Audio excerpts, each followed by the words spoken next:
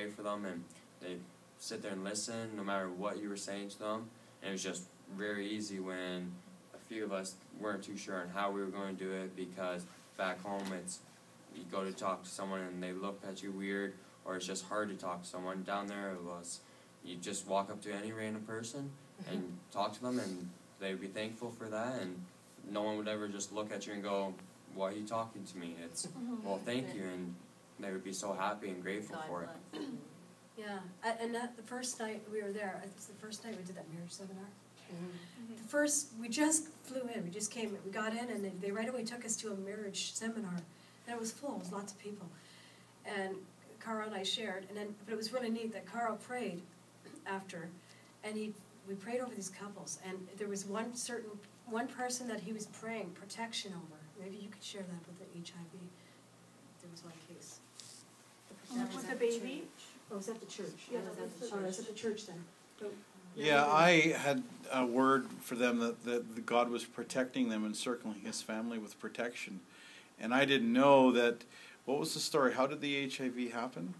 Because she was a recovering, she had come out of prostitution, and then she had gotten pregnant, and she had 2 children with 2 different fathers. Yeah. And then there was a new husband in the picture.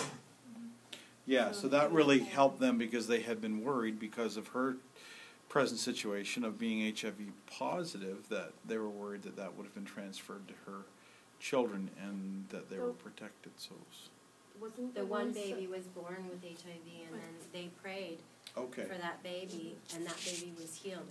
No signs of HIV at all in that baby. awesome. Carl didn't know that, but he had that prayer for protection over that family. So. Wesley, do you want to share, you said a Bible study, how it wasn't praying for them.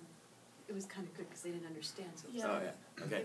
So, praying for them down there, it's because of the language barrier, it was hard because, for me, I wasn't really sure on how I'd pray for someone, because I couldn't really put words together to pray for them.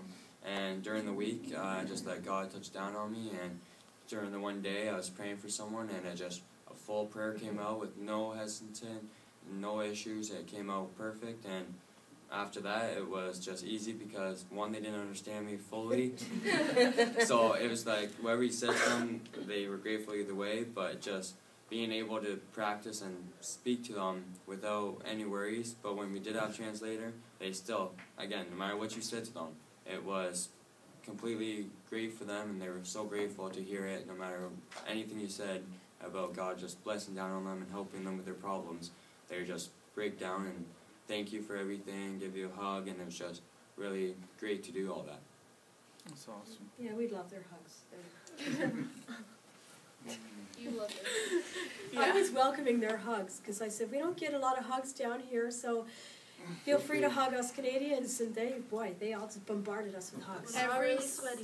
Every single person, Big and small. like, Kids before they to left, adults. they would hug each and every one of us.